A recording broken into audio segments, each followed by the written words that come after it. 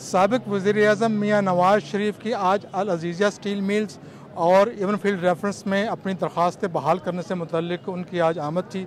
अदालत ने जो टाइम मुकर्रर किया हुआ था वो 2:30 बजे का था, लेकिन मियाँ नवाज़ शरीफ जो है वो 3 बजे जो है वो 3 बजे के बाद वो यहाँ पर पहुँचे हैं। और यहाँ की जो अंदर का जो सूरत थी कि मियाँ नवाज़ शरीफ के साथ दीगर क़यादत भी थी, यानी साबिक वज़ीर-ए-आज़म मियाँ शहबाज शरीफ भी थे।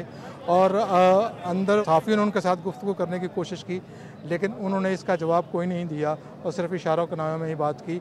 जब मियाँ नवाज़ शरीफ इस हाई कोर्ट में आए तो उस वक्त जो एक अदालती अमला है, उन्होंने एक स्पेशल लिफ्ट जो है वो उनके लिए मुख्तस कर रखी थी, यानी वो उस पर सवार होकर वो आगे जाएंगे हाई कोर्ट में कि चीफ जस्टिस की अदालत में जाएंगे, जो कि तीसरे फ्लोर पर है। जबकि इसी को मद्देनज़र रखते हुए जब साबिक वज़ीर-ए-आज़म इमरान खान आते थे तो लिफ्टें जो हैं वो बंद कर दी जाती थी। तो मेरे साथ साकिब बशीर मौजूद है। साकिब, आज के अगर आप बताएं मुख्तसरन कि आज अदालत की तरफ से इनको रिलीफ मिला क्या है?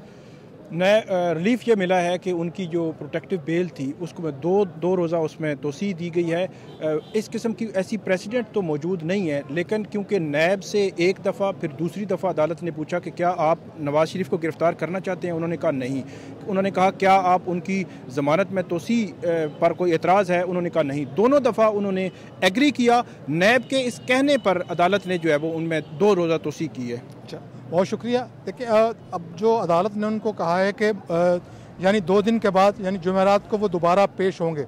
अब आइंदा अगली समाअत पे क्या होगा, PMLN के वर्कर्स जो हैं वो मुतमईन हैं कि उनकी दरख्वास्तें जो हैं वो बहाल हो जाएंगी और नवाज़ शरीफ जो है वो कभी भी जेल नहीं जाएंगे।